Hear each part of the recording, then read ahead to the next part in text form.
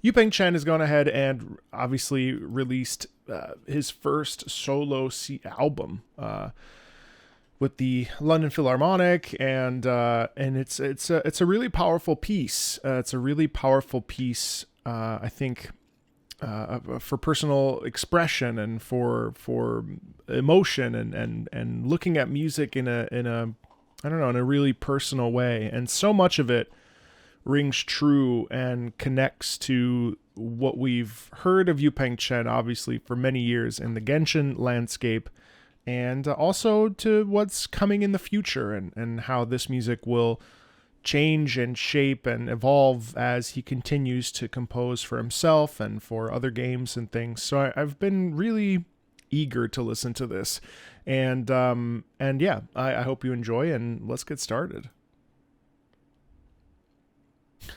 And thank you for that. I appreciate that. All right, let's get started. Thanks, Gremlin. The first track is called A New Journey.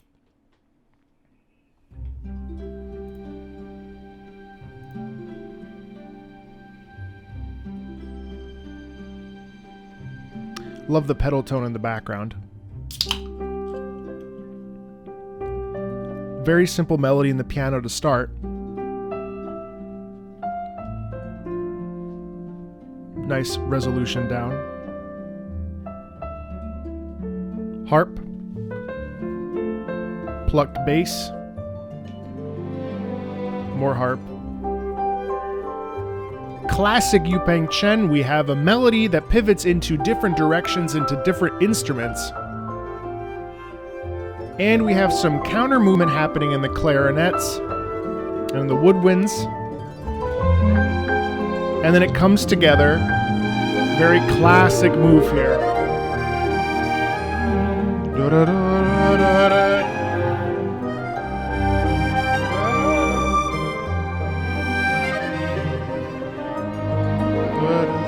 Again, another call and response. We have it shifted into a different instrument section.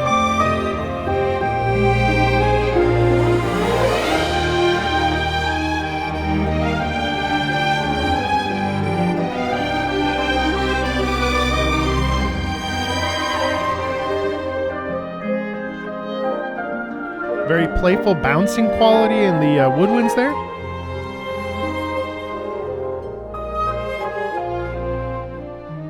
And then it ends in a positive note with a little bit of a up resolution there.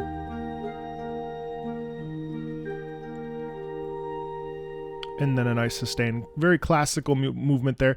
But there's one part that I really like, and I think that it's something that we can't really notice in a first listen, but there's something around a minute in. I think it's here. Yeah. Listen to the crescendo and swell. You hear that? And then a big swell. So what is that? That's actually creating mountain valleys, which is really fun. Right?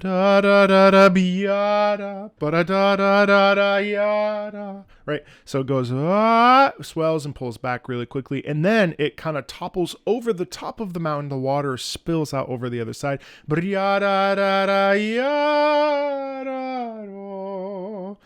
So it's a really interesting piece, and what I find really amazing about this particular album, Fantasyland, is that what we have here is a modern Joe Hisaishi. What we have here is a modern composer, and one of the things that's really been interesting to me listening to this is the fact that what we basically have is Yu-Peng Chen as a vehicle was in Genshin as a composer. And the Genshin soundscape was actually, the entire time, Yu-Peng Chen's compositional mentality, compositional style. And so now what we have is we have that same compositional style, but written for an individual, which I find really, really, really cool. And it's very hard to deviate away from, from like sometimes the sound of a video game and deviate away from it and have your own voice. And what's clear to me is that in actuality, what's happened here is that Genshin's sound was actually Yu-Peng Chen's sound, which is really cool.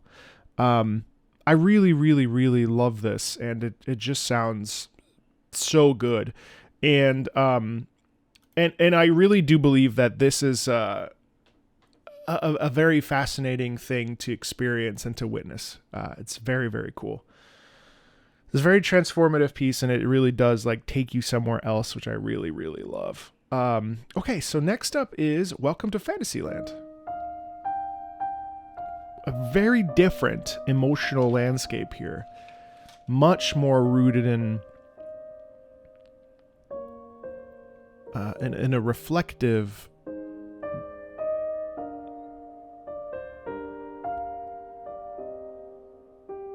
just that solo piano coming in, it's incredibly gentle.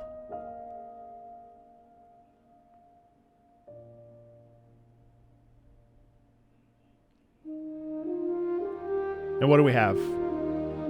Main motif shifting to another instrument. We have it in the French horn now.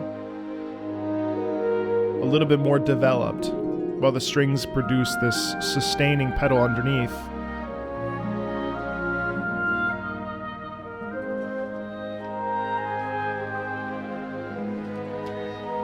The harp in there really aiding each phrase. And then we start to pick up an energy, an enthusiasm, an excitement, sharper rhythm.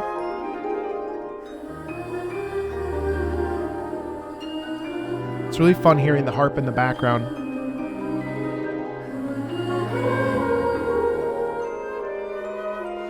It does have a familiar melodic sound. It feels like something I've heard before. Key change. It really feels like twirling in a sense. But, yeah. A lot of accordion in this. I'm not sure why. It's very interesting. Big swell again.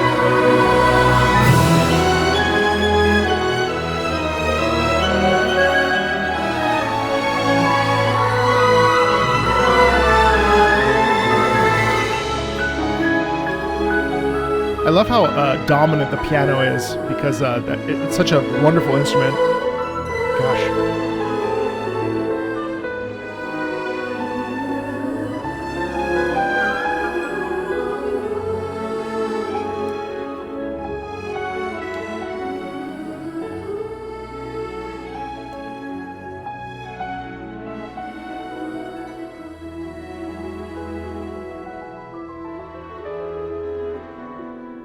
But do you hear how that melody pops up like 5 or 6 different times? This occurs in most of these pieces actually, when it's not a negative, but there's quite a large frequency of a theme being introduced at the very beginning and then reiterating itself in many different iterations throughout a piece. And it's interesting to me that we do that because I think in a lot of ways doing that as a composer is like going on a journey or telling different stories, and each instrument represents a different sound quality, right? And so that sound quality represents a different feeling as well. And the way that we choose and pick certain instruments to guide the motivic idea causes a different sound for us to connect to. And that's a really intentional choice, because the way something sounds in a piano is not the same way that it sounds in a saxophone or in a trumpet or in a French horn. So I think it's really cool too when we look at orchestral writing. Putting something in a clarinet is going to produce a different emotional quality, not even compositionally, a different emotional quality than playing it in the piano because of the way that they're played, the way that they are present, the way that they now obviously we can do things with audio levels and stuff, but the way that the clarinet tends to be in the middle row of the orchestra. And so that's going to have a natural different sound quality to us than, say, a piano. Or, you know, a lot of these pieces feel like they're like piano concerto pieces too. So that's really interesting to me because, you know, in a piano concerto, the piano would be right up front. And if you've ever seen one of these in a hall, piano concertos are some of the coolest things. I mean, like, God, there's Chopin wrote a lot of them, Frederick Chopin, and Rachmaninoff wrote a bunch. I've had the pleasure of seeing Ravel. I saw I think the left hand concerto that's only played in the left hand, if I recall correctly. That's Ravel, and they're just mesmerizing to watch. It's mesmerizing to watch a pianist who has memorized an entire concerto dance with the orchestra. And obviously these are like small pieces, so I wouldn't call it a concerto per se. But I think what's interesting to me about Fantasyland is that the whole album has a sort of journey that it also goes on. So it starts and then it ends. And while it does have a similar sound quality to Yu-Peng Chen's original compositional works that he did for, say, Genshin, what I find interesting is what I mentioned before, is that it wasn't written for Genshin. It was written in the style of Yu-Peng Chen, because Yu-Peng Chen was composing the way that he composes music. And then it just so happened to become the Genshin soundscape. And so what we get here is, naturally, in some of the discourse I've seen online, is how this is very similar, or, you know, to what something could have been had Yu-Peng Chen stayed on as a composer for Genshin. And I definitely hear those similarities there, but that's because the compositional style is his style, which I find, again, it's a very, I don't know. I can't think of like a modern situation where that's happened, where a composer, it'd be like if Yuka Kitamura released a solo album after doing all this Dark Souls and Elden Ring stuff, and it sounded like Elden Ring. We wouldn't say, oh, that's the music of Elden Ring. We would say that's Yuka Kitamura, like her compositional style as it relates to Elden Ring. So it's a really interesting thing, and that's why I've been so intrigued by it, is that in a modern time, the only thing I can think of is Joe Hisaishi, who obviously is composed for all Studio Ghibli movies, but then also has released solo albums. I guess Gustavo Santaolalla, who did the compositional work for Last of Us, is another prime example. Santaolalla's discography is quite extensive, and the soundscapes that occur in his solo albums are not dissimilar to the soundscape of The Last of Us. Now, obviously, that main theme for The Last of Us, not to get too far off track, has its own distinct sound qualities and stuff, whereas this feels more entrenched in it, kind of like Studio Ghibli and Joe Hisaishi is. I just find the comparison really interesting, and I think that's also why I'm really excited for Yu-Peng Chen, because it's really hard to break out as a solo artist, solo composer, especially after a hit where people sort of identify you as the composer for XYZ thing, to then say, well, no, actually, I'm also like a composer for myself. And I find that really intriguing, how the game world sort of boxes you into one thing, but in actuality, you're way more than that, which is really interesting. All right, next up is Towards the Blanks on the Map. Very adventurous piece. Nice little trill there with the clarinet and the flutes.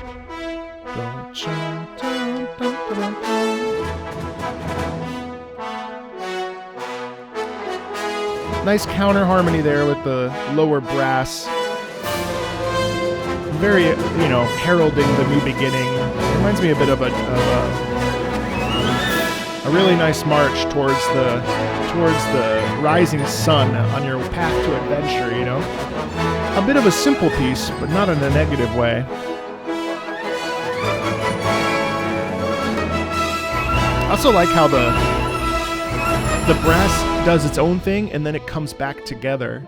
And then of course we have this B section that's quite flowy, like wind. It's a very distinct ABA.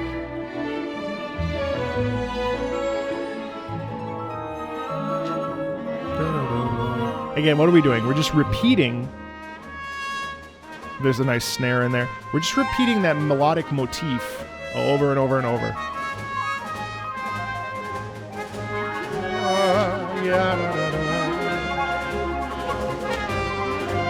We're actually increasing in volume here too, which is really nice as we naturally arrive at this little bridge motif.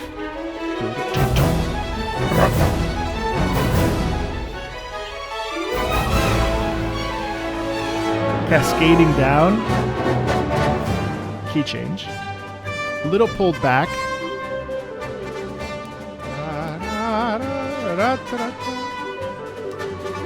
I love the little clarinet accents and stuff.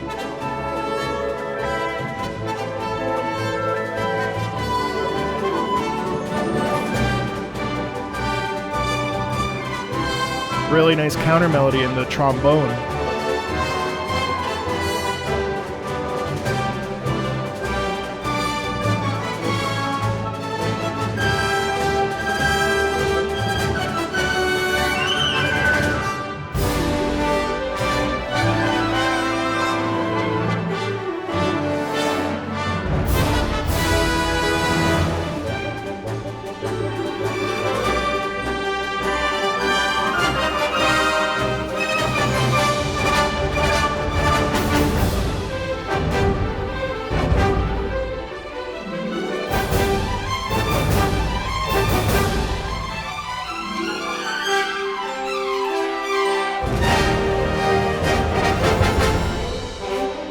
I love the twirling.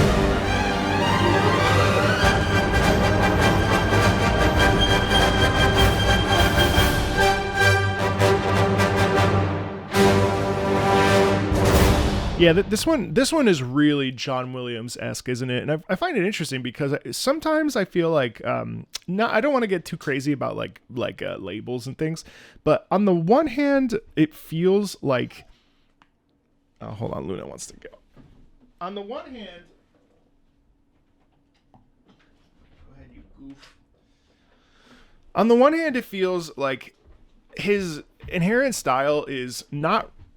It is very classically based. So, and I've mentioned that I believe that his work, especially in Genshin, is the evolution of classical music, especially using electric guitar and a bit of the synthesized stuff that we also heard, a little bit of the electronic stuff. But what I find really interesting about him is that he is a classical composer, but he can also borrow some of the like stylings of folks like John Williams, who are predominant. And really, if you think about it, the John Williams style of melodic composition in film is really not existent anymore. Like it's around, but.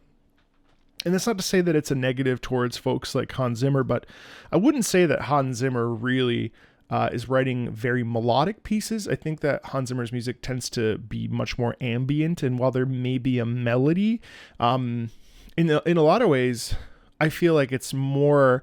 It reminds me a lot of Philip Glass and more minimalist, which is definitely, and we saw Uematsu talk about this in an article that he was featured in an interview, where he was saying that modern movie music has really deviated away from melodic writing, which, if you like Yu-Peng Chen, you're going to like Joe Hisaishi, you're going to like John Williams, you're going to like folks that are melodically driven. And I think that's what's also made so many pieces that Yu-Peng Chen has written so memorable, is the strong emphasis of melody. And we're hearing it here in 4 examples. Melodic writing is the thing that like sustains a piece. It's a thing that makes a piece. Now, every piece has melody, but melodic writing with a focus on melody and re-articulating a small phrase, maybe 16 notes, 16 bars, that then, we interchange it and mix and max it sort of throughout a piece. That's how a melody gets ingrained in us.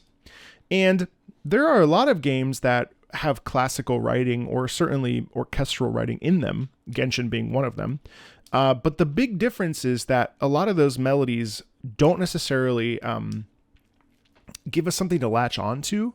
You see this a lot in things like World of Warcraft or Guild Wars 2, or I guess modern Genshin in a post Yu-Peng Chen world, or I'm trying to think of some others where essentially what happens is the music is quite beautiful, but it doesn't necessarily latch itself into you. And melodic driven music tends to do this, where if it's an earworm, The earworm, which is basically just like a simple melodic idea that gets repeated over and over and over in different ways within a piece, that's what then translates into like a soul spirit connection, which is really interesting.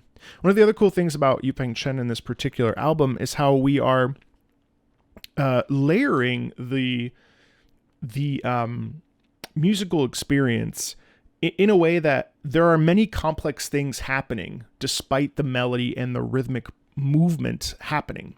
So you'll get like glissandi or arpeggiations in the harp or the piano, or you'll get certain notes and phrases in the clarinet and the flute, which then cause the thing to sound really rich and almost like it's not. It almost feels ununiform, even though it very much is a uniform piece. It's like everything is moving in their own, but synonymously and at the same time, which I think is also really, really, really difficult and also really interesting, because if everything's kind of moving in the same way, it can get a little bit boring. And one of the things that's really amazing about this particular album and this particular style of composition is that it tends to be really refreshing and constantly moving. All right, next up.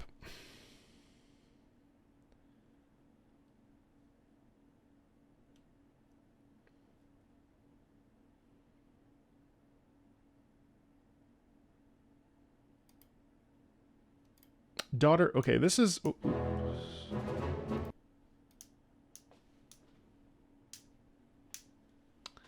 Daughter of the Sea and Moon. I think this is the one I've already analyzed. No, this one's really beautiful. I love the way that the harp really moves with this.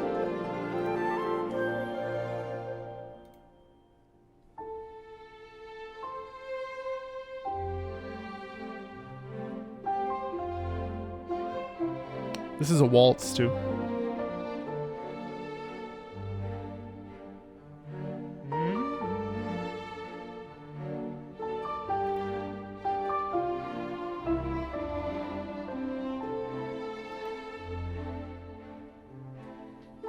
Very gentle in its dynamics here.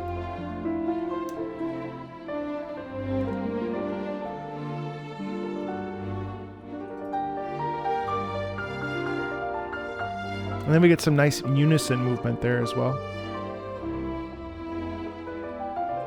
And see what I mean? The piano's off doing a whole bunch of stuff, and yet they always end up in the same place. This is the most accordion I've ever heard in an album, by the way. It's actually kind of ridiculous how much accordion is in it, and I don't know what that choice is, but it's a very interesting one because it's not a normal. I love the lilting descents down.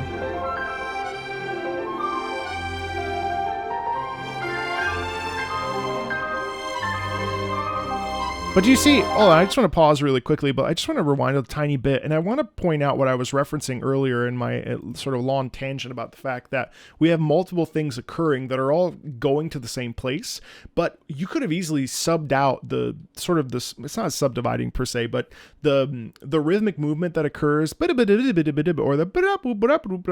that sound quality that we get in the upper part of this. You could have removed it, and what a lot of composers probably would have done is kept it super basic and just had it focused on the accordion. But what's really interesting to me is that what we actually have here is these little I guess what word do I want to use to describe them? You almost get a sense of it's just a dynamic layering, which makes it far more interesting. And it's the work of like a composer that really knows what they're doing, because you have to work with multiple different instruments to get from point A to point B so that they naturally arrive at the same point together, because that's the compositional choice, right?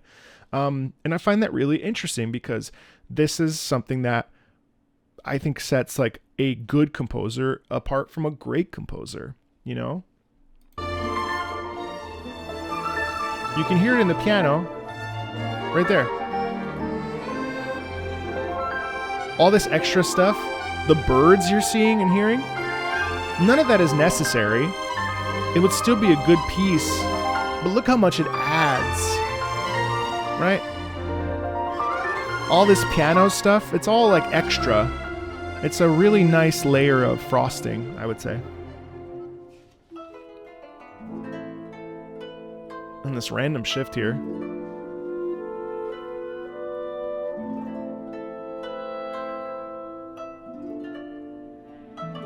We get this like Japanese sound quality randomly. A little bit somber. And I actually love that there is no context for you to latch onto. It's all you. Whatever you feel this music makes you think or feel, that's valid.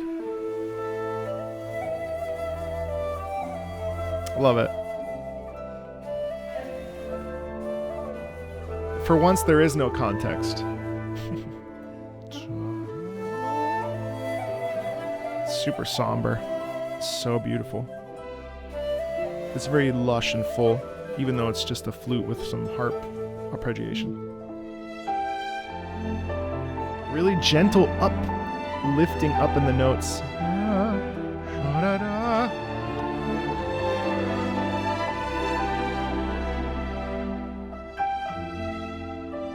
Really nice lilts down. Right? You hear that? Oh, that's so pretty.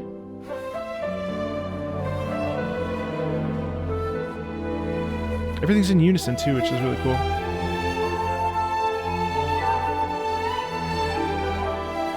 Unison movement.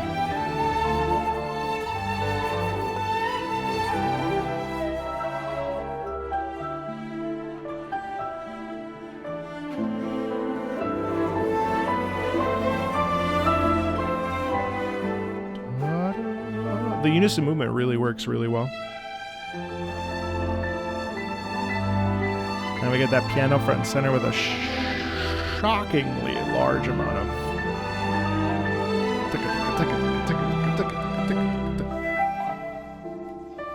Then we pull all the way back, and it's just piano, and it sounds like two flutes come back together.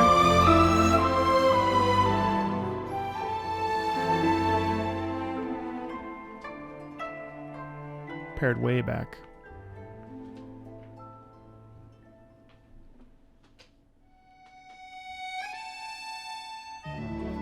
You like that? You like how we like shift in? So we have a little bit of a caesura, and if you've seen some other videos I've made, caesuras are little like breaks, right? We have a little bit of a caesura, and then we reset. And you know how we do it? Listen to this. Oh, let me see right here, I think. Yeah. Caesura. That's a proper caesura where we just... And then listen to how we stretch out here. Isn't that gorgeous? I mean, this is like a little tiny detail, but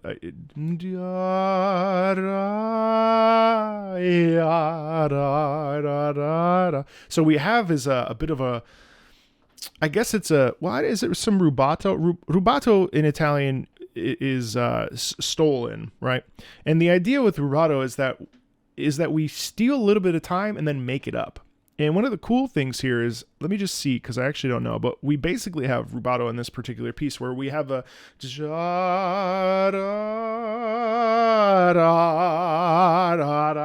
and then we thrust back into the natural rhythm of the piece. But hold on. Let me see if I'm right. Long stretch. Yeah. And actually we have what feels like a really big... almost like it's in one almost, versus of being in three, which the first part feels a bit like it. The first part feels like it's in three. Yeah.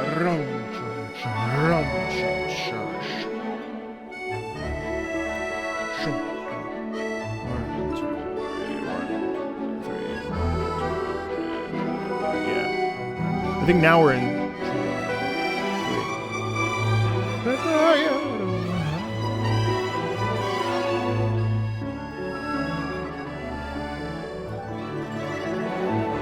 I love the like little gentle twinkling.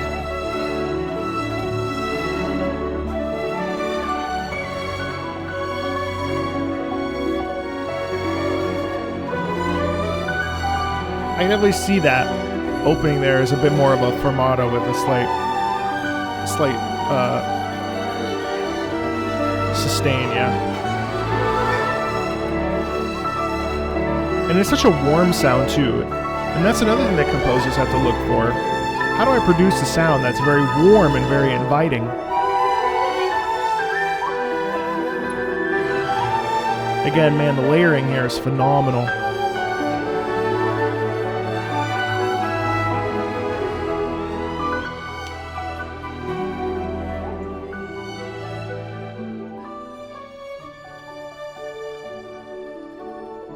I love that we have a whole bunch of different dynamic areas too, where each section is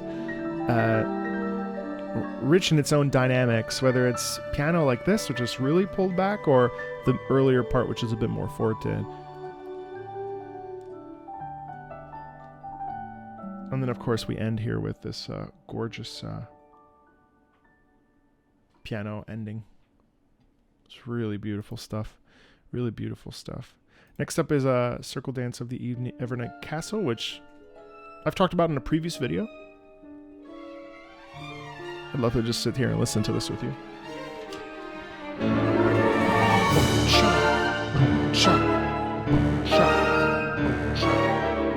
I feel like this is in...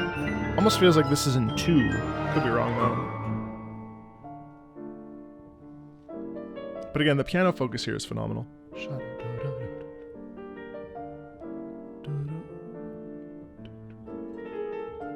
a little bit of mystery in this.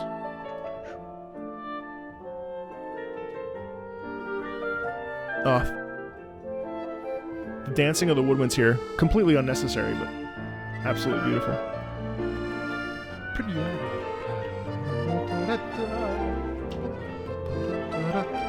Again, the melodic focus here is so apparent. You can really sing this piece, you know.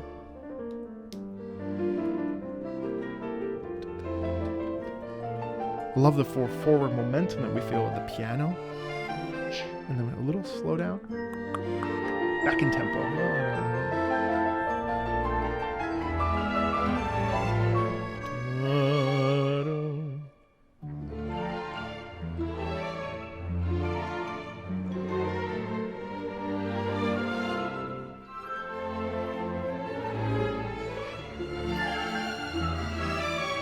Cascading notes down. Isn't that so fun? Take it.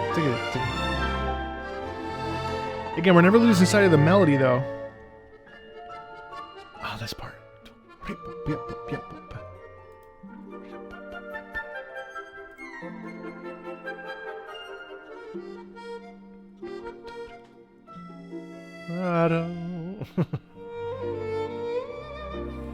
Maybe switch instruments now, again.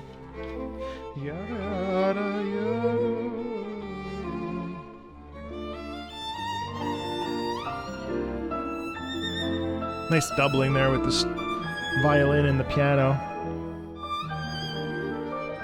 Oh, that's satisfying.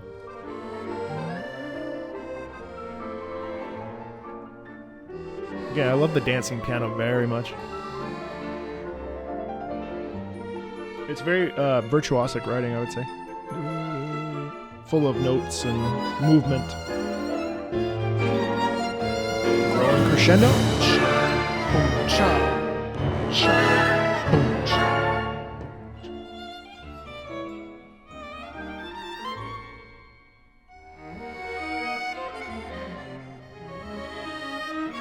Big shift in energy here. I wonder what emotion he was going for here. I love not having context because we really have to lean onto the musical clues to decide for us what it means.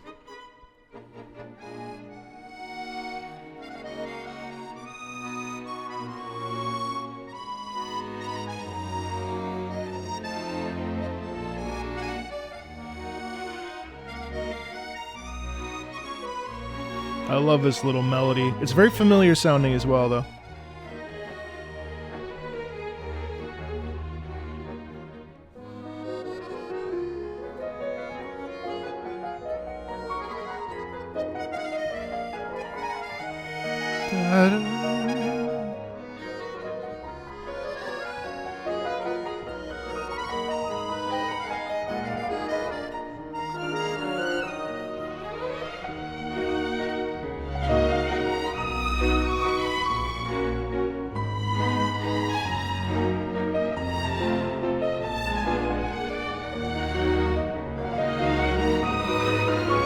Oh, it finally comes to fruition right there. Oh, it's so beautiful. Shut up. Oh, this whole section is so gorgeous.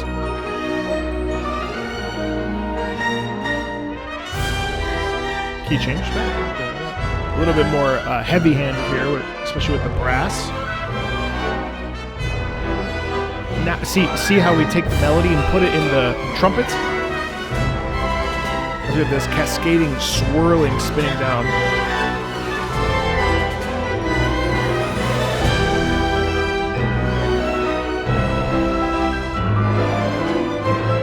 Oh, that piano's working overtime. We're never losing sight of the melody in any of these pieces.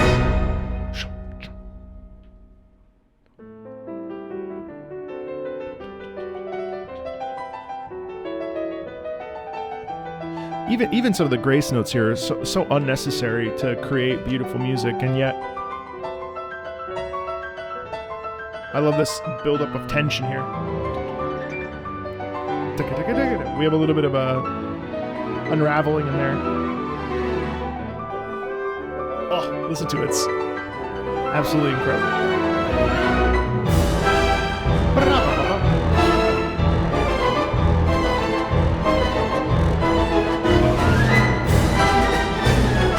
Cascading down in sort of a jester-like sound quality.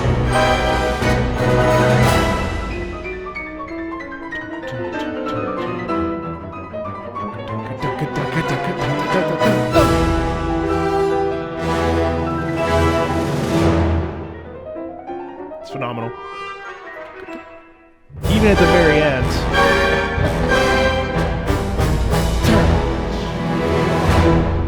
Yeah, that cadenza is absolutely Tchaikovsky, Rachmaninovian in there for sure. And what a fantastic like final couple minutes there. Just the build up to that natural end is phenomenal. And you know, I am. It's such a beautiful piece. It's such a beautiful album, and it's weird because in a lot of ways, listening to this album has shifted the way that I, as a creator, relate to, Genshin and relate to Yu-Peng Chen's work in general. And what I came to realize after listening to this album for the first time was that the whole time I was such a big fan of Yu-Peng Chen's musical style. And the approach to composition and the approach to individual voice writing, the approach to a slight bit of experimentalism while still staying within, I guess, a sort of preconceived box, like a classical box, but not entirely, because it always, Scaramouche's theme deviated from that box, most certainly. But I think about like a piece like Duel in the Mist, which is essentially like ancient trap music down to like the beat patterns of trap music, and it has made it more challenging to I don't know. Demon Summer Night Fantasy is actually one of my favorite pieces from Genshin, and that was not composed by Yu-Peng Chen. So but listening to this, I'm struggling a little bit as a creator and a person who loves music and listening to it. It's just because this style is so much like something I know deeply and love profoundly. I love advocating for this composer, and I'm happy for him, but I'm also sad because it's not as readily available at the frequency at which it once was, But of course, I'm happy for him, of course. But that's why we're listening to this, because we're celebrating. Ring of the Sky.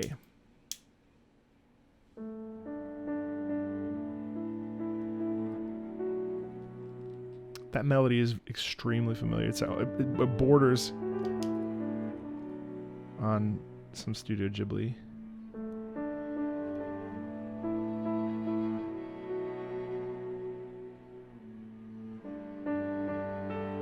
I love the way that it goes up and then it da da da ya da da da da.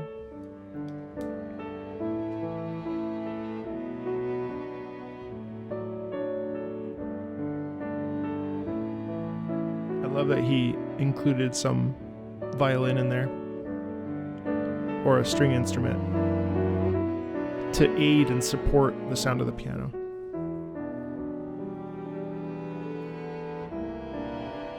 A little bit of dissonance.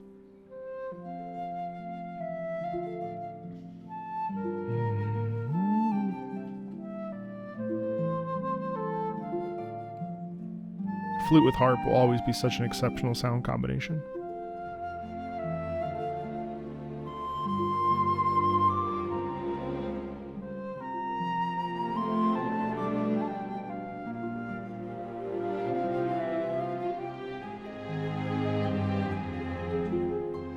See how we set up the melody first, and then now we progress through the piece with the melody in mind.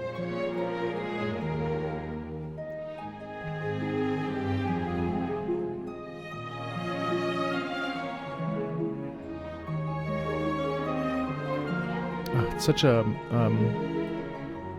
sense of longing in this piece, a sense of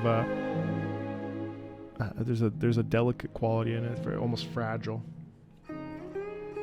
And then randomly, shamisen out of nowhere, or sorry, not the shamisen, the sitar.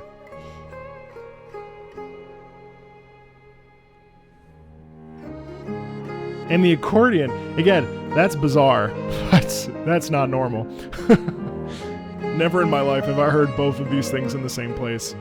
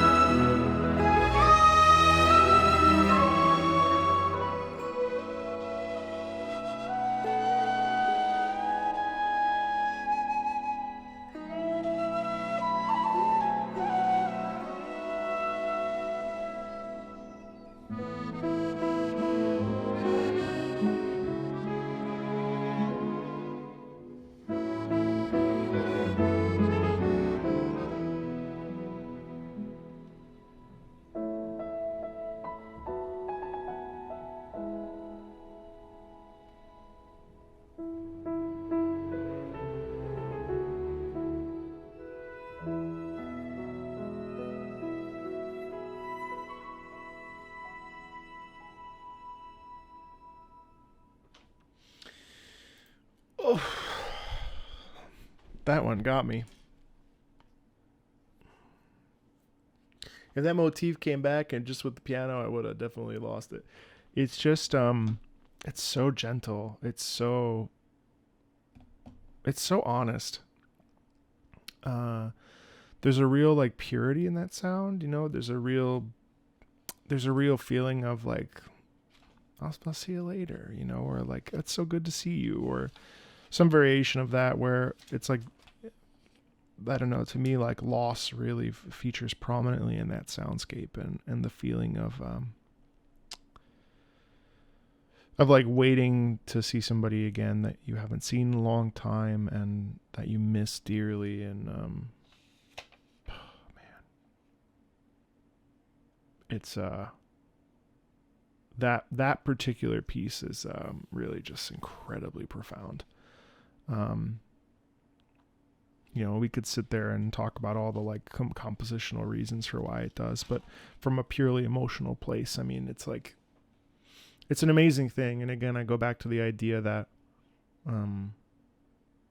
these pieces don't have context, and we, the listener, is so responsible, and especially when we're actively listening, which is, you know, what I hope we're all doing while listening to these together. Actively listening to pieces and connecting with them and feeling what we feel when we listen to them. That is the greatest gift that we can provide as an audience, regardless of where we are in our journey with music, or how much we know about compositional theory, or whatever. Like, what really matters is the skill of active listening, which is something that we often, and I think what I try to preach and slash ideally not preach, but advocate for, is the idea of active listening. It doesn't really matter what is right. Regardless of context, what actually matters is tuning into how we feel about a piece.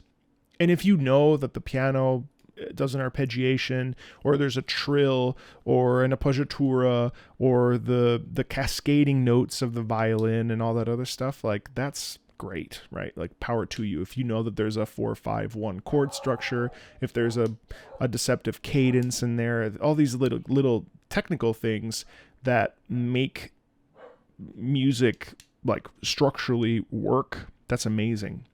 But I think ultimately, and I had a music educator, I did an interview with a music educator earlier, and we were talking about music, and he was saying that he gets caught up in the weeds when he's teaching kids about music, because so often in the school system, at least in the United States, the purpose of teaching music is for them to understand the fundamentals, which is inherently important. But at the end of the day, music is really about how you feel, and how it makes us feel. And for so often, especially when we talk about the video game sphere, I'll get off my soapbox in a couple seconds. In the video game sphere, and this is something that actually comes up a lot with me, because people are like, well, how come you're not talking about the context, or how come you're not talking about when this plays? And the fact of the matter is that I don't care about the context. What I care about is the feeling that is produced because of the musical experience. Because so often we're so attached to context that we are actively robbing ourselves of active listening, because we're saying, well, they did the work for me. I get to feel whatever is occurring on the screen with the music. But what I'm asking, and I think what this particular album does, is it forces us, because there is no context, to listen to a piece of music because it's written for the sake of being written, with no context in mind, besides maybe Yu-Peng Chen as he's composing. It's up to us to interpret and to feel and to understand.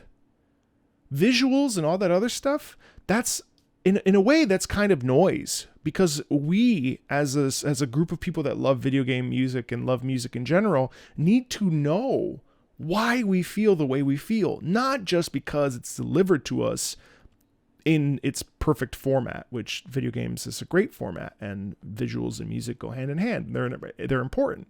But what I'm saying is, take a step, go further than that. Be willing to say, so I know the context. I love the context. I love that this happens and whatever. And then be like, well, how do I feel about this piece away from all that? Like, how does it make me feel? Not just because I know what happens is sad, but like, do I actually find the song even sad? And I love this. And I love that that particular piece, Ring of the Sky, is deeply somber and thought-provoking, and I have no idea why. I don't need to know why. It's how I felt. And so much of music and the writing of music doesn't require context. Charles Ives didn't have context.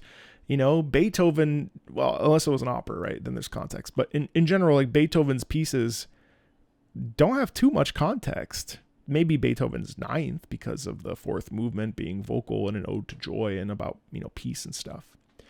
So anyway, let's check out the next piece, which I actually love. This one I don't love as much. Sorry. There's another track after this that I love. I like this one too, though. Infinite Cloister of Flowers and Sins. This is another one I've already discussed, so we'll listen with some interjection. I love the sort of tango elements to this.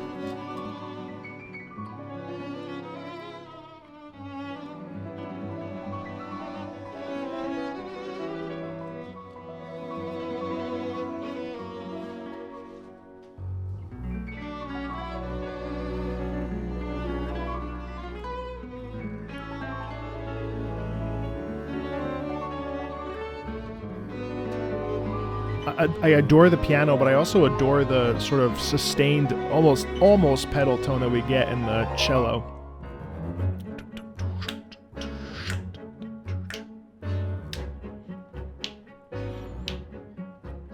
I love the smoothness. This accordionist is phenomenal. But again, up and down, right?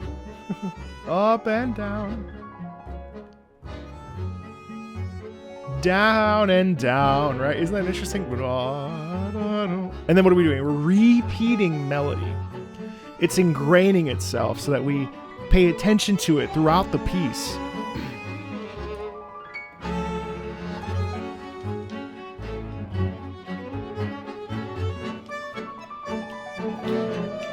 And then we switch to this sort of like bouncing. Right, I find that really interesting.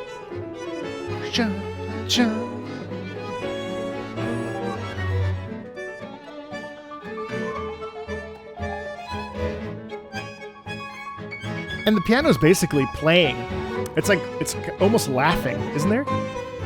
It's almost like, look at me, ha ha ha, you know what I mean? There's a sense of a suave confidence. Right? And then here there's a little bit of danger as we... Right? We don't just keep going up and up and up. We go up and then we resolve down.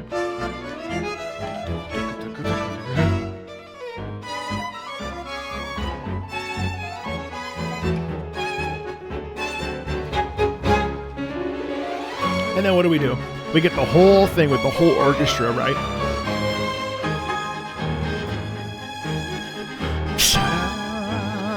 Nice sustained swell. And then what do we do here? Right? It's such a nice little tiny bridge.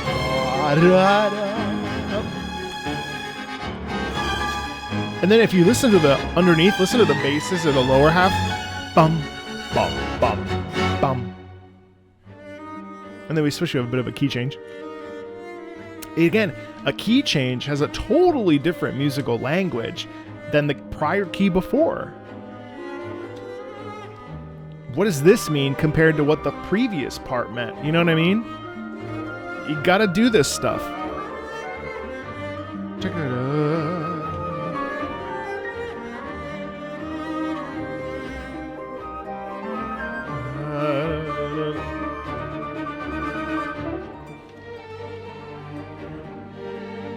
Wait, how come it's shifted, you know?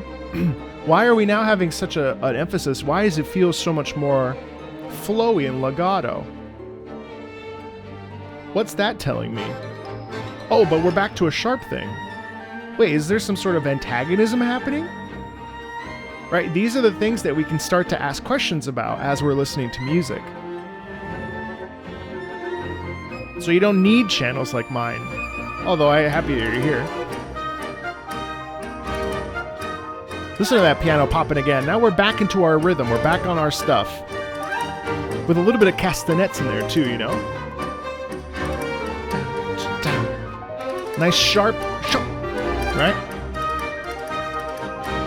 Very much a dance now, huh? It's very bounceful. It's very bountiful, bouncy, playful.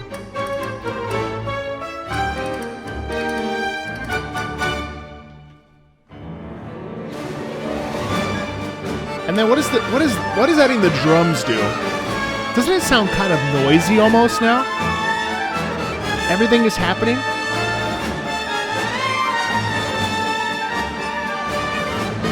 You hear all that stuff? The cascading down.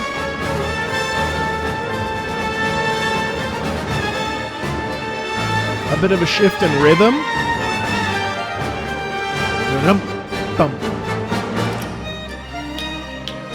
Now this is different again, isn't it?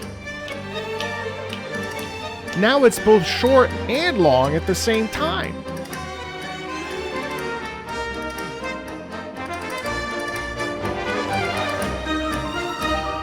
Oh, we're playful again, but now the piano's back with that cascading thing, isn't it? Right? Dun, dun, dun, dun, dun, dun. That drive is... Now we're full on, all of it together in unison. Listen to how being in unison after being split the whole time makes such a big difference to our ears.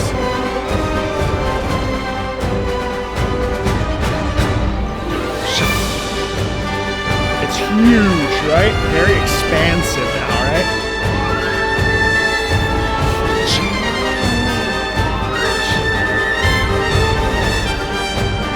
What a fantastic piece here. And then what a playful ending, right? We get one more pass of that motif, right? But it sort of ends. It doesn't actually do its whole round. It just sort of pop, right? Is that amazing? God, and see, the thing is, the payoff at the back half wouldn't be nearly as meaningful as the prefrontal part of that. If we didn't have all the stuff in between, and especially in the beginning, it would just be loud, you know? But because then we can join, it makes it so much more interesting.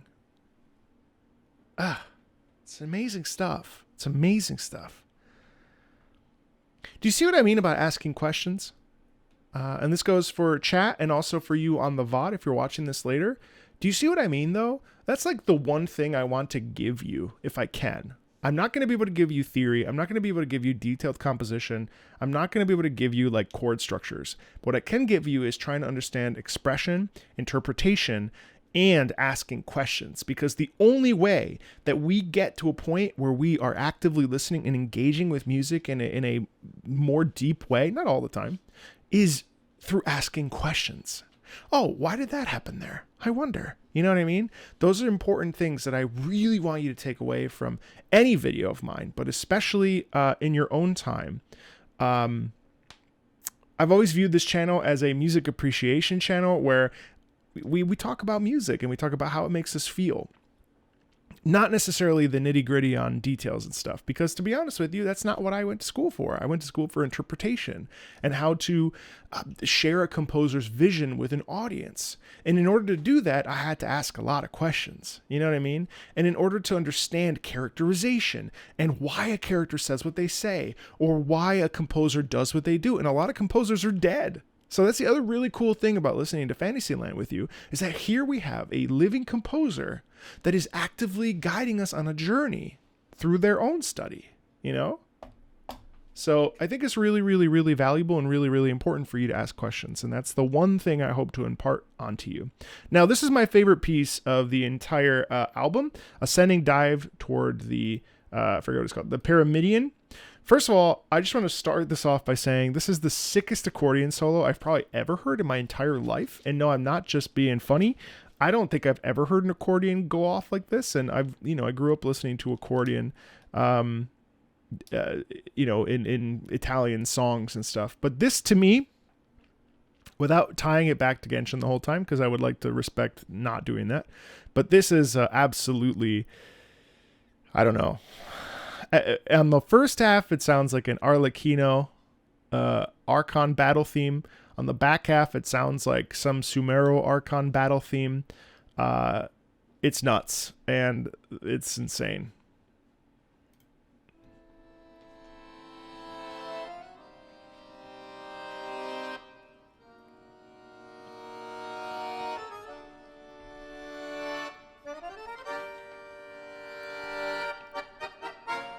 It's so close to doing what it needs to do with a Fatui theme in there.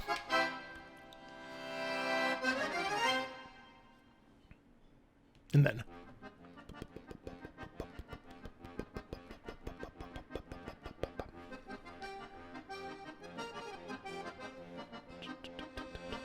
So it's not Dire Straits, right? It has a bit of a dance quality to it. But still, you hear the melody in there?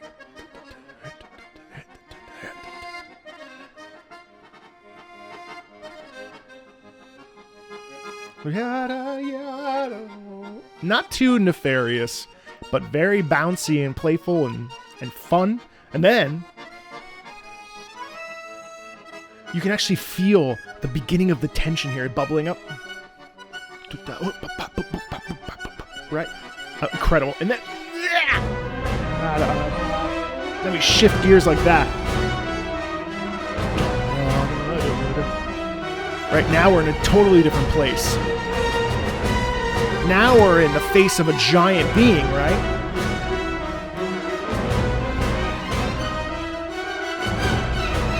Down, shut.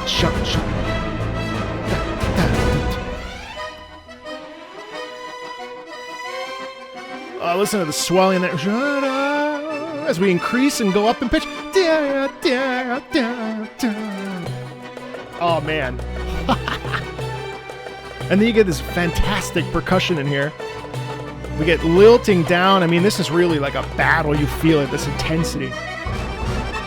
Big, heavy. Bam, bam, bam, bam, bam, bam, right? Meanwhile, this accordionist is absolutely... right? It's just, you hear that the crescendo, we're just growing in size the whole time. We're growing in size. Bigger. And then we pull back, and that's the cool thing. We pull back.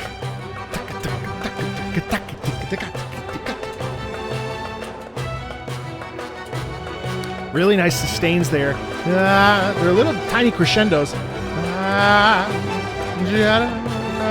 Right. And then the freaking... Oh!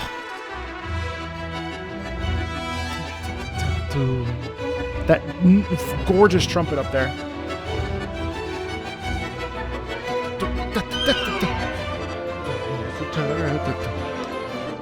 Feels like a lovely chase. The trumpet comes back in. We're starting to get a different color there. And then we're in a happy dance. You see how quick that shift was? Wait, we should talk about that. That's such a quick shift. Man, I didn't actually pick that up until just then. Listen to how fast we're shifting. We shift in a rhythmic structure here.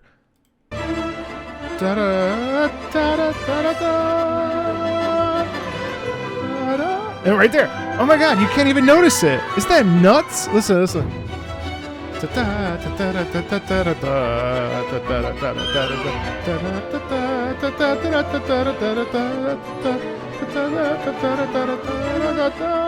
There's the bridge. This is the bridge. Yeah, that's a little baby bridge. Right? And then automatically we're in this playful jumbly thing.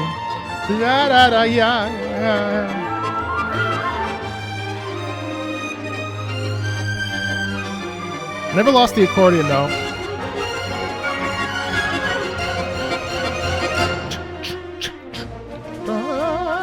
Then we slow it down. There's a bit of a slowing down in tempo here as we really lean into the horns and into the snare drum with the woodwinds over top.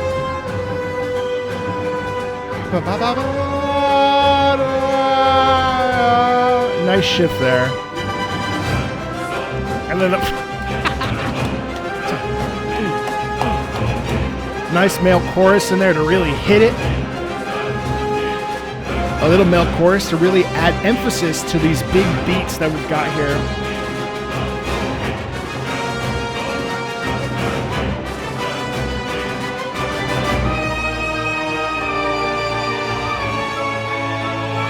This nice cascading.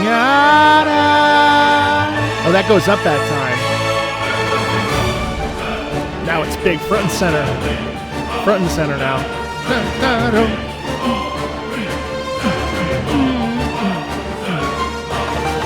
Big beats there.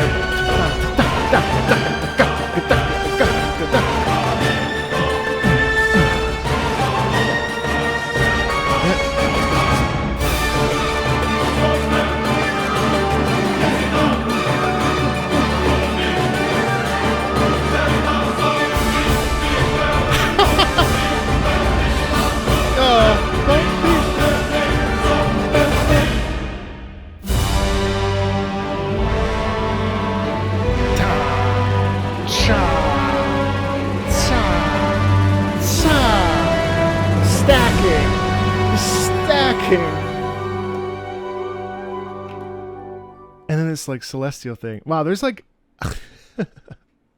you know what? This is so complex. Like even just like a voice leading perspective, like not even compositionally, but also just like what's going on in terms of dynamics and in terms of like the like actual layering of this.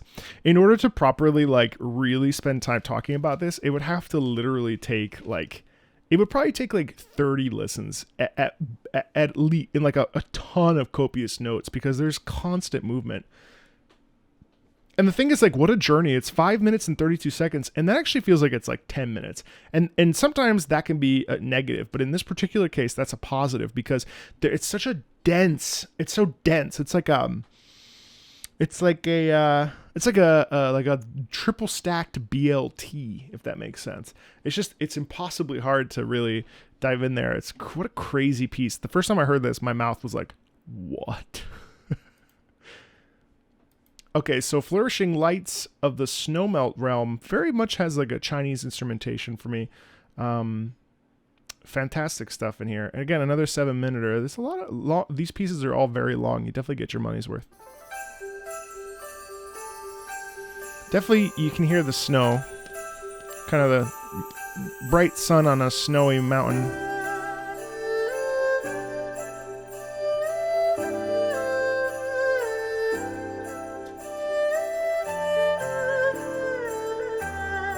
God, the Arhu is just extraordinary.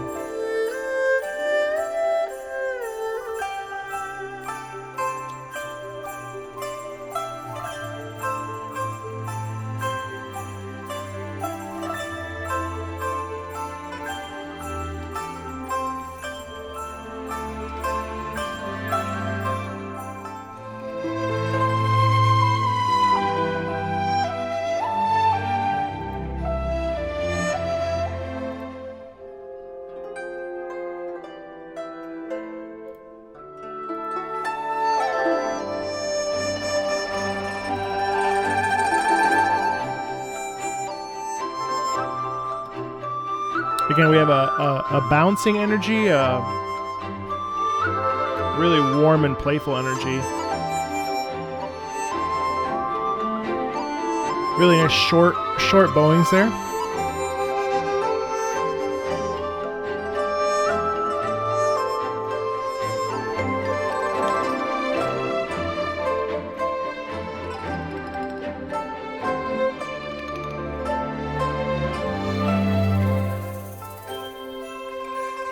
Yeah, isn't it cool? You can really hear when a melody is being transferred to different instruments.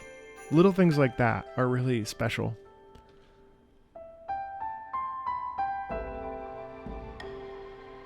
Such an interesting shift. Dun, dun, ga, dun.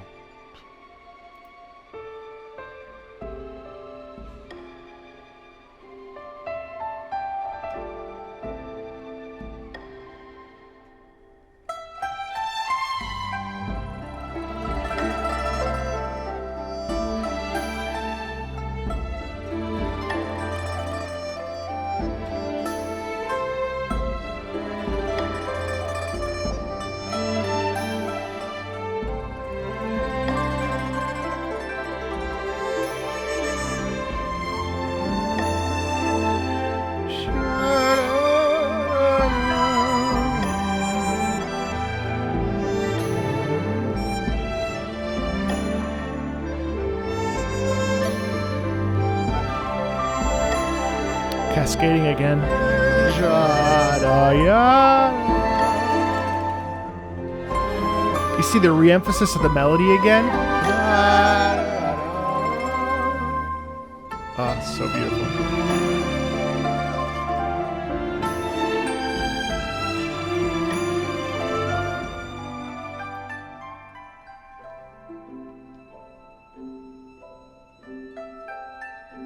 Oh, that's so pretty, isn't it, underneath?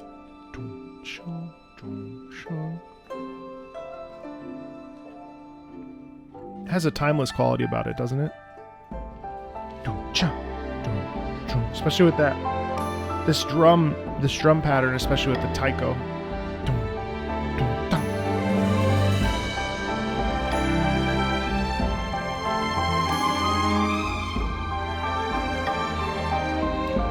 Beautiful florid strings there.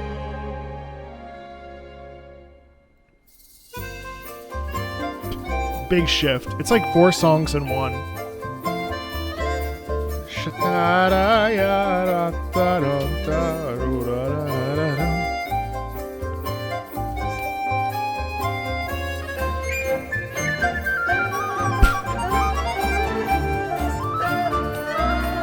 It's like, kind of feels like jazz almost, but it really feels like a bustling market to me.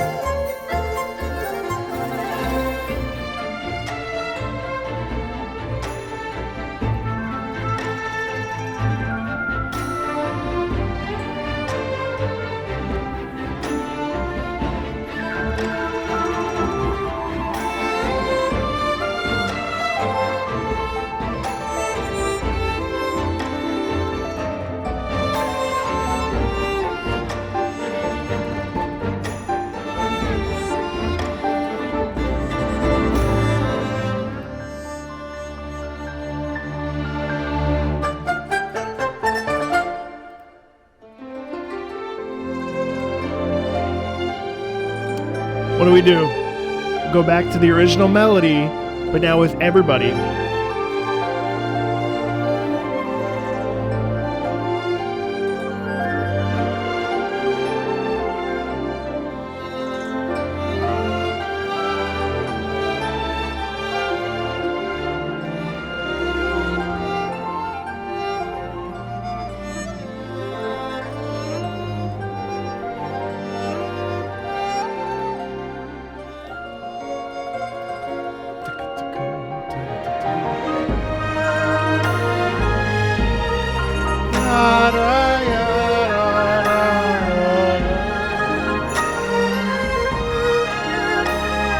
See the counter melody? You hear it? You got the upper strings going up, doing their own thing, while you have the other one maining the same melody we've heard. But it's in a slow beat, slow meter. So it feels like more poignant because it's slower.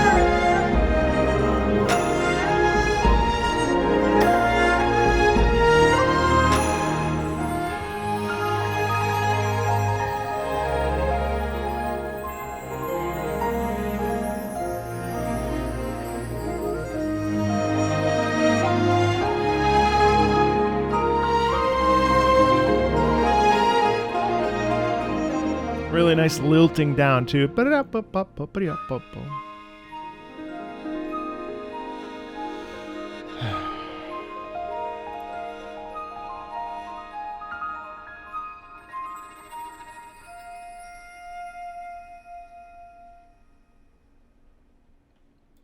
think there are certain responsibilities that come with, well, at one point being a sole composer for a video game, but certainly being the like, you know, a part of a team when you're writing for something that has the cadence to which a MiHoYo game has, that would probably cause anybody to eventually get a feeling of, I mean, not burnt out, but certainly struggle to continue to like be inventive. You can only do that kind of work really intensely for so long without getting, you know, really tired and / burnt out, I can only imagine. So in this particular case, because, you know, Yu-Peng Chen went kind of silent for a year and then came out with this, obviously there was a lot of stuff he was working on in the time that he was away, and sort of just like reshaping that that emotional and musical language so that he can produce quality work that's both expressive to himself and also interesting for people to play. The compositional language here is pretty, it's not nothing, and it's pretty complex. And I think that this really is just an example of how anybody can want to pursue something, and as long as you have the capacity and the time, you should. There's always something worth, especially professionally or artistically, where you can, find it within yourself to do something that you feel is going to move you. It doesn't have to be an entire compositional album. It can be anything. It can be stitching. It can be, painting. But doing those things because you want to do them, because they are an expression of the self, that's irreplaceable and really important. Because burnout is a thing, and if you're, the cadence at which one works can be very, very tricky. So anyway, all that to say, like, do it. Farewell, my friend.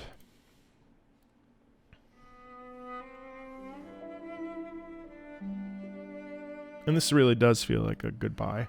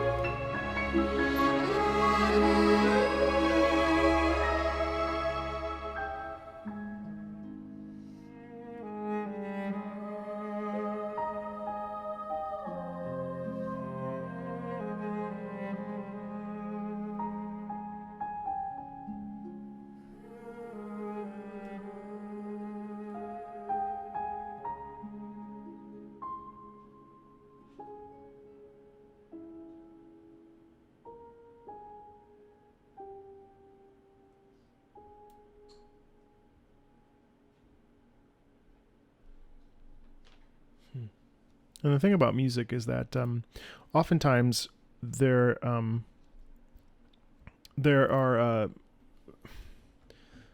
music makes it so that we can express ourselves where words sort of can't, right?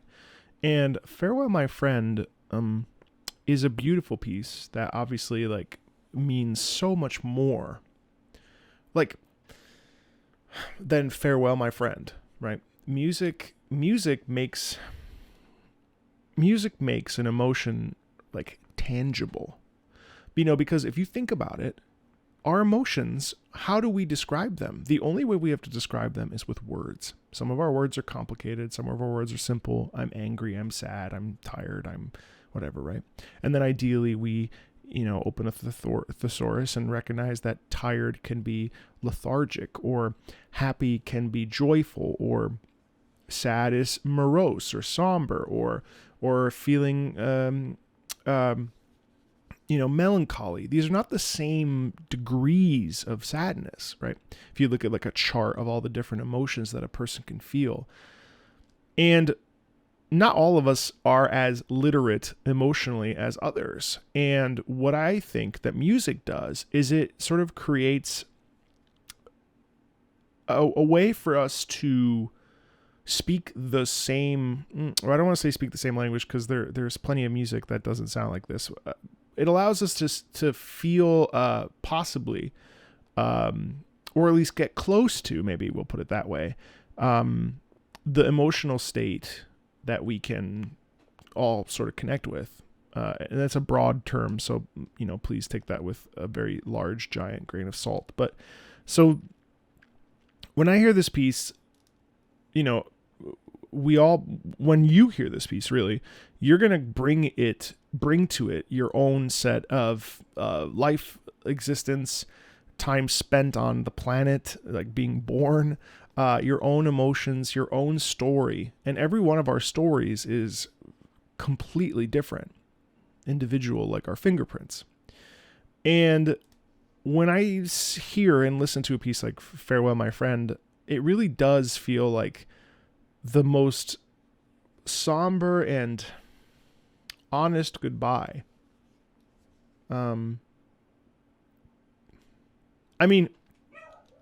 There is no way to leave a job as comfortable as, or maybe not comfortable, but at least as like secure or as consistent as Hoyomix and Genshin in that case.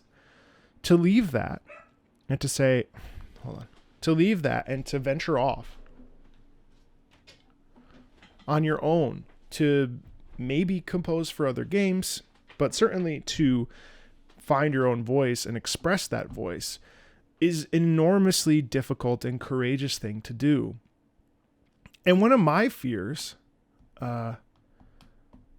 ventures off, and then I ventured off screen. One of my fears that I think maybe is unfounded, but it's certainly something I've thought about, is that there's a community of people that attribute this person's music to a specific game. And when that person goes off to do their own thing, and this is a thing that one sees, they struggle to regain the same sort of popularity or the same sort of a public vision, right? And so much of a freelance composer's like job relies on eyes, on people to pay attention, on people to listen, on people to be invested in what they have to say. And I would hate for, essentially Yu-Peng Chen has had to start over, and that's a very difficult thing to do. He can get back to that same popularity as Genshin, but chances are he doesn't want, I'm sure he wants to be attributed to it, obviously, but he doesn't want to be known as the composer of Genshin. He wants to be more than that. And I think we all want to be more than our circumstances. And so I wanted to do this stream today because I wanted to highlight the value in listening to a piece of music that has no context attached to it. I wanted to listen to a piece of music of a fantastic composer who has composed for such a beautiful game And his music has been an active part of the experience. The whole reason I started even playing Genshin was because of Yu-Peng Chen's music. And over time, over the last year, I would say I've started to come to realize that the reason why I even played it was pretty much exclusively for that music. And I just hope that my personal wish for him is that he be more than that game. And any of you watching this now obviously feel the same way. I think there's one more track. Let's see. Reminiscence. Where we recap. Yeah, they recap.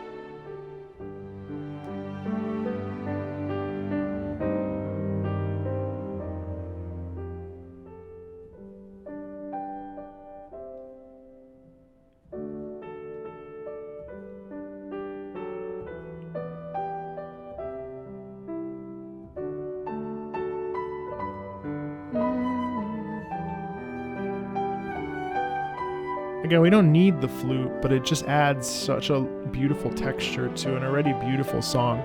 These little things are like what separates,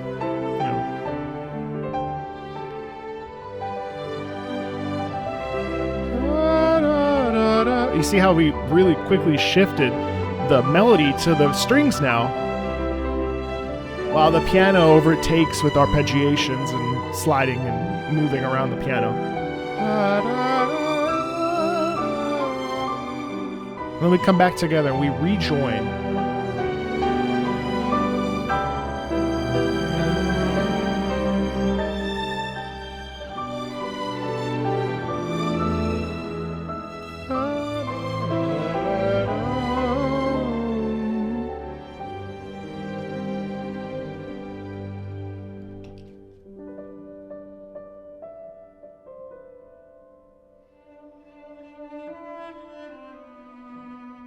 See, recapping motif. They're just talking. If you're not actively listening, it's so easy to completely not even catch it. It's like just this subtle little stuff. Again, active listening is such a key component of this. And we have pedal tone sustained in the strings as we fade out. It's beautiful stuff, and I wish Yu-Peng Chen all the best. It's a great point. How is he so good at making brand new music that feels nostalgic? And that's a really great question. And I completely agree. I don't know how he's so good at that. And yeah, it's amazing stuff. And there's so many little things as you listen to these tracks. Really try to sit with them and contemplate, pause, rewind, go back. You can do everything I do on this channel when it comes to like an uncovering expression or thinking about music. Like you can do that if you don't already. And I would just so encourage you to listen to music with active ears, because that's how we become more musically literate. That's how we uncover so much nuance. It doesn't even matter if you know what the words are. Like, oh, well, I don't know what an arpeggio is. Who cares? What an appoggiatura is. Who cares? What a fermata is. That means hold, but you don't need to know any of that stuff. You just need to know, like, oh, this part where it feels like there's no sound, or it feels like the notes are stretched. Just use your vocab. Really, really, and I think this is such a great album to do this in, because it's so uniquely the sound that you're probably already familiar with if you're watching this and watching this video. So I would just really encourage you to just appreciate each of these individual pieces. And if all you want to say is, man, that part with the accordion is absolutely banging, by all means, that's more than fine. Just listen, and listen well. I'm very grateful that we could have this time together to listen to this album. I felt like this was really important to do together. Thank you for joining me on this adventure. And yeah, I'll see all of you later. Okay. Thanks a ton.